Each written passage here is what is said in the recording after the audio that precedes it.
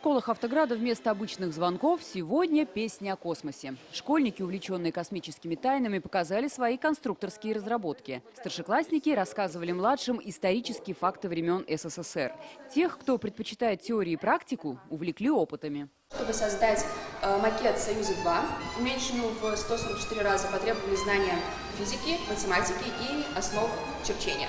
Соответственно, были собраны материалы, на их основе были созданы чертежи и был выполнен макет. Возможно, наши дети не полетят, не будут космонавтами, пилотирующими космический корабль, но из них обязательно может появиться космобиолог, медики-космонавты, либо создатели космических аппаратов. В Муслюмовском лицее состоялись разговоры о важном, об открытиях и изучении таинственных небесных глубин. Здесь же, в музее, с помощью приложения можно узнать о полетах в космос и рассмотреть созвездия. Что вы ощущаете, когда взлетаете? Прием. Поздравить космонавтов лично смогли юные радиолюбители из Азнакаева. Ребята в прямом эфире пообщались с Александром Гребенкиным и Олегом Кононенко, которые сейчас находятся на космической станции. Задавали вопросы о быте на МКС, о сложностях профессии.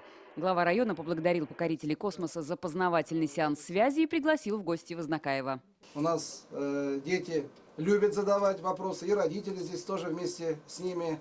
Поэтому вам большое спасибо. Приезжайте в наш город, в гости, город Азнакаево, Республики Татарстан. Хорошего, счастливого, благополучного возвращения на землю. Юные азнакаевцы были настолько впечатлены, что теперь мечтают стать, если не космонавтами, то хотя бы космическими туристами. И верят, в ближайшем будущем путешествия на околоземную орбиту станут обыденным явлением.